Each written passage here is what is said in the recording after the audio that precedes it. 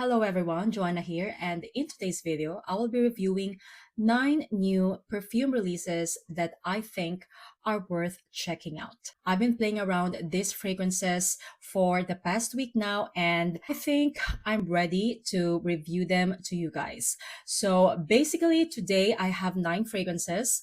I have 4 in big bottles and the rest are just in sample sizes. Most of these fragrances I got from Raffinad Perfumery, and if you're not yet familiar with Raffinad, I think they are the most generous when it comes to giving samples to their clients, because it's just insane how much samples you can get in every order. So if ever you are interested in any of these niche perfumes that I'm going to talk about today, they are available in Raffinad's website, and I have a discount code for you guys, which will be linked in the description box below. First fragrance is my first perfume from the brand. I'm so excited to finally try their fragrance, and this is called Rose Blaze by Orsay.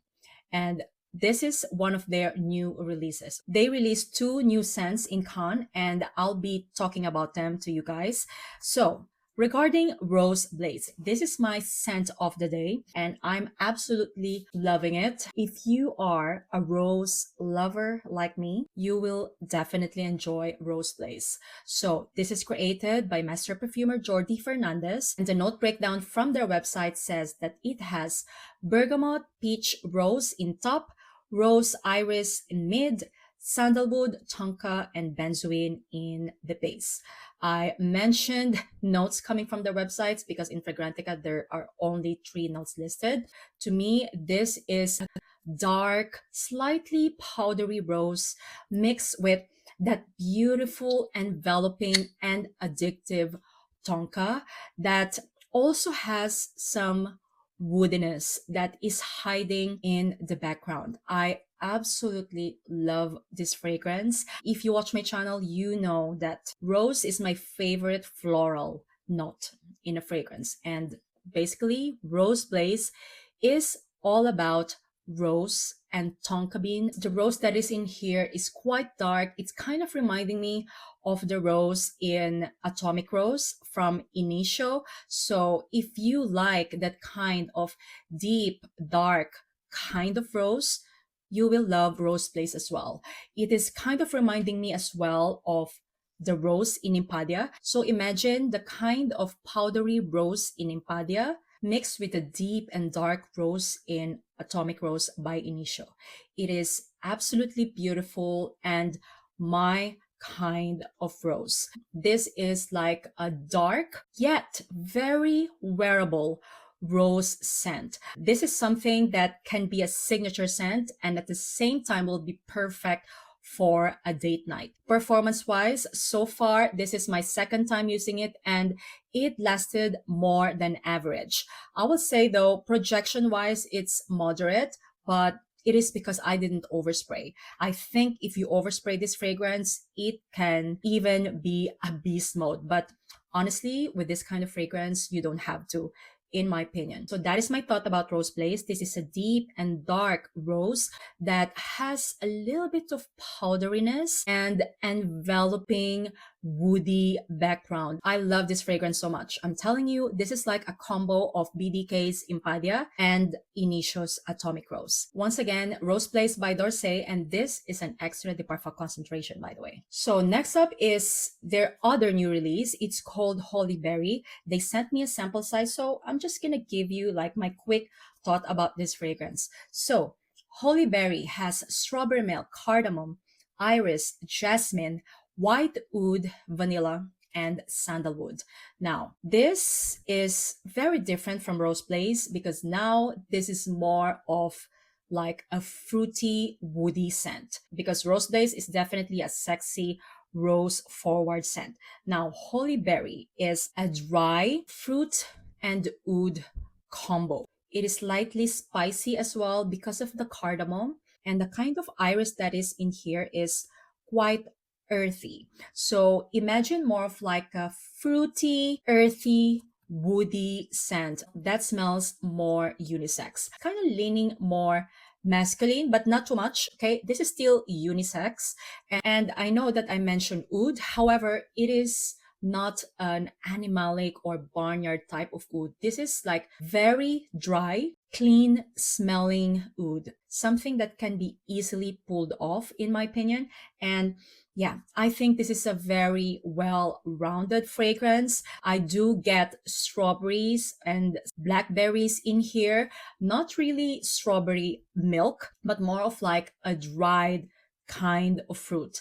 And the iris, as mentioned, is quite earthy. The vanilla is just enough to give this fragrance sweetness. So I love the fact that it actually controlled, I think, the heavy oud and sandalwood in the base. So I'm going to categorize this fragrance as a fruity, dry, woody scent that is very unisex. And yeah, I think performance wise, this is projecting a little bit more than Rose Place. So yeah, that is my thought about Holy Berry, a very fruity, dry, woody fragrance that smells unisex. Once again, Holy Berry by Orsay. Next up is a full bottle. And you guys, I am very excited for this fragrance because I own a lot of perfumes from this brand. And I'm talking about the brand of Cabanel, and this is their newest release called Bonsoir. Now, I can't remember the last time actually Cabanel launched a fragrance. I think maybe 2 years ago, if I'm not mistaken, and it was, I don't know, Peau Soleil, Deja Vu. But anyway, the moment I found out that they are releasing new fragrance, I was very excited, because I think I almost have everything from their brand. Now, Bonsoir is not something what I expected from Cabanel. Okay, first, let me read you the notes. So this fragrance has leather, iris, cocoa, amber, cedarwood, and musk. First of all, I always remember fragrances from Cabanel as something very easygoing. Now, Bonsoir is not really easygoing in my opinion. This is a rum, lipsticky iris, and leather scent that smells quite animalic. The leather in here is definitely strong, especially as it dries down. And I feel like the musk that they use in here is not like a clean type of musk. It is that animalic type of musk, the musk that they use in musk ravageur. I can get that type of musk in here plus the animalic leather. This fragrance is absolutely sexy. I would say it's quite carnal, actually. That's why I mentioned that this fragrance surprised me because, yeah, I just didn't expect it to smell like this animalic. But I'm liking it though, especially on a man. Of course, this fragrance is absolutely unisex. However, because of that underlying animalic leather and musk in the final dry down, I will prefer to smell this on a man. Also, it has that prominent lipsticky iris, same as like the type of iris present in their Ooh La La. Yeah, so imagine the lipsticky iris of Ooh La La plus an animalic leather and musk. The rum in here is just in the background. I won't really consider this as like a boozy kind of scent. The cacao is definitely present, giving this fragrance bitterness. So imagine lipsticky iris mixed with a bitter cacao and animalic leather musk combo. Then you're gonna get Bonsoir. In my opinion, this is quite a head turner kind of a scent. And even though it is unisex, I find this slightly leaning more masculine. So hence, this is going on my husband's perfume shelf. I feel like the female version of Bonsoir will definitely be Ooh La La. And I think if my husband wears Bonsoir and I'm gonna wear Ooh La La, we will be like that couple. Bonsoir projects beautifully as well. It's not a beast mode kind of fragrance, but it has a good moderate projection. So yeah, that is my thought about Bonsoir. Highly recommend it if the sound of rum, lipsticky iris, bitter cacao, and animalic leather musk sound appealing to you. Once again, Bonsoir by Cabanel. All right, next up is a new fragrance release by Heeley, and this is called Pomelo Crush. Now, with the name Pomelo Crush, we kind of know already what kind of scent this fragrance is going to be, because yes, it is definitely pomelo heavy, and it also has clean aromatic touch in it. So the opening of this fragrance is quite aromatic and citrusy fresh. So imagine a freshly cut pomelo with some rhubarb and fresh herbs. And then as it dries down, there's a clean smelling musk and amber in the base, giving this fragrance some depth. So this is not just like full on freshy. I love the addition of amber in the base along with the vetiver, because I think it gave this fragrance like a little bit more of a personality. So this is not just your typical freshy scent. So I will say this is an aromatic pomelo amber musky scent that is very unisex as well. You know what? It may sound like a freshie, but to be honest, I feel like this is a kind of pomelo scent that is perfect this fall time. It is because of the aromatic spices that I'm getting out of this fragrance. Yeah, it says it has tarragon, but I think it has more uplifting spices. Maybe some rosemary as well. I'm getting that. A beautiful tart pomelo scent that is fall appropriate in my opinion. Highly recommend you checking it out. It's also available in Refinad, and you can easily buy a sample of this fragrance first just for you to check it out. Yeah, that's my thought about it. And this fragrance is definitely unisex. Once again, Pomelo Crush by Heeley. All right, next fragrance is one of the newest releases from Annam, and this is called Pomelo Oolong. How cute is this bottle, by the way? Yeah, I'm really loving this transparent egg looking bottle. I find it so cute. Now, this is my second perfume from this brand, and I'm really liking it because it reminds me so much of my Asian background. I don't know why. All of their fragrances are definitely giving Asian vibes, and Pomelo Oolong is a big love for me. This smells like a jasmine oolong tea with pomelo. Yeah, that's how it smells like. I'm not sure if jasmine is even listed. Yeah, in the note breakdown, it's not. Let me read you the notes listed in Fragrantica. Okay, so it has oolong tea, osmanthus, pomelo, porcelain, and white musk. First of all, this fragrance definitely is a tea scent. Okay, and I'm talking about a jasmine oolong tea.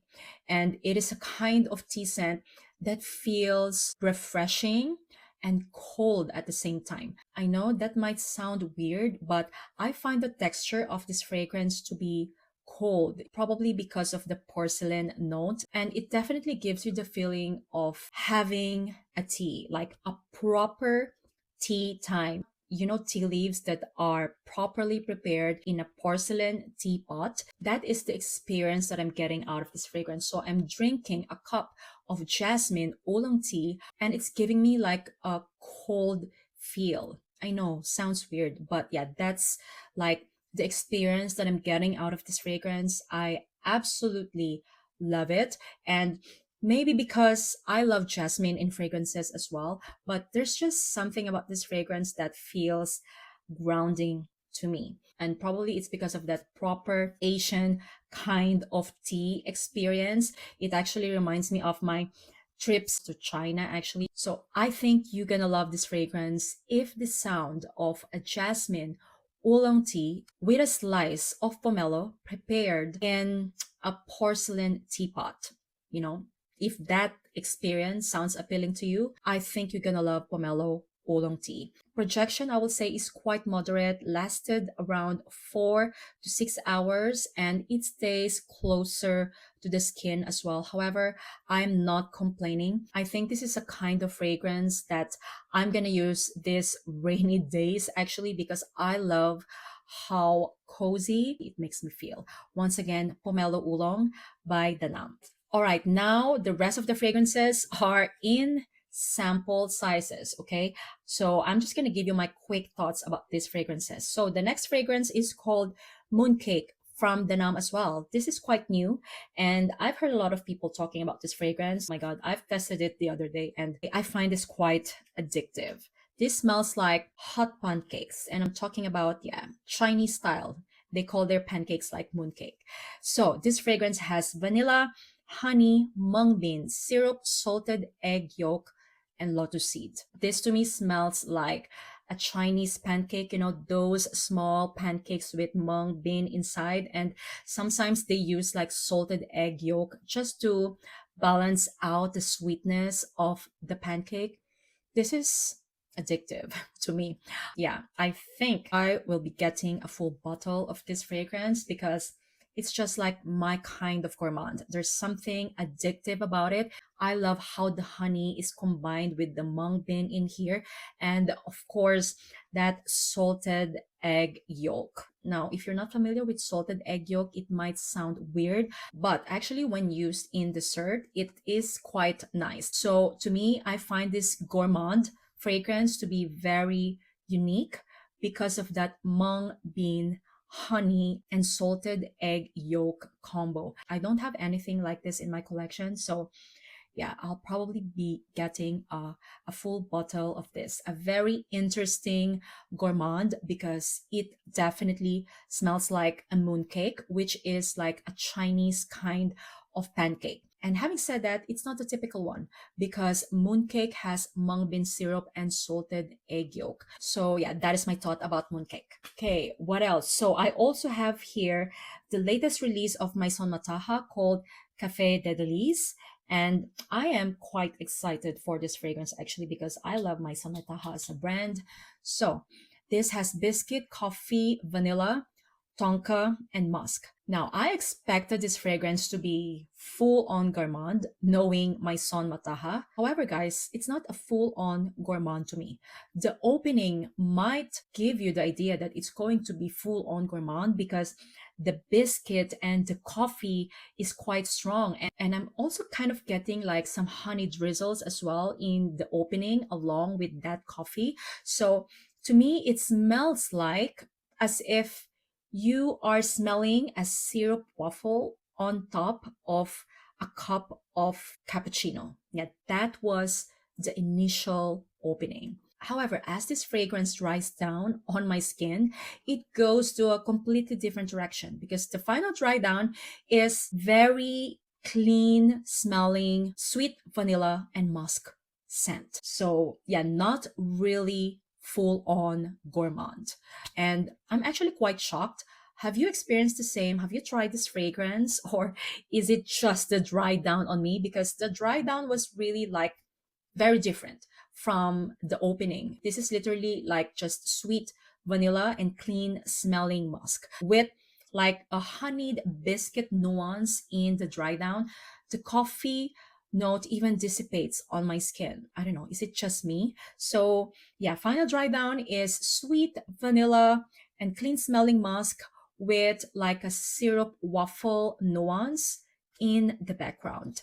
And yeah, that is my thought about Café de Delice by Maison Mataha. All right, next up is the newest release of Atelier Materi, and this is called Black Oregano. Now, this fragrance sounds very strong, actually. I don't know, it is giving like a very manly vibe.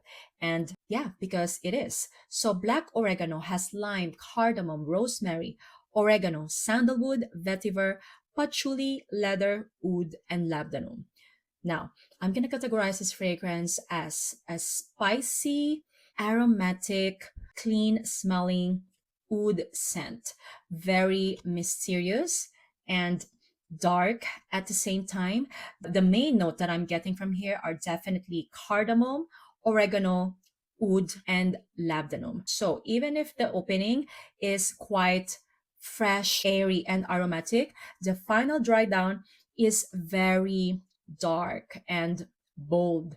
It's quite resinous because of the labdanum. The kind of oud in here is like not barnyardy, not animalic at all. It is very smooth oud, leather, and patchouli combo in the base, along with that resinous labdanum. So imagine that strong labdanum, oud, and leather in the base with some fresh and aromatic nuance, mainly oregano, cardamom, and rosemary. So I think if you love warm, spicy, smooth oud leather scents, you will definitely love Black Oregano. Performance wise, this is quite good. I let my husband try it the other day and it lasted on him around 6 to 7 hours with moderate projection. So yeah, that is my thought about Black Oregano by Atelier Materi. All right, and last but not the least is the newest release of Andrea Maack, and this is called Neon Veil. Now, I saved this last because this is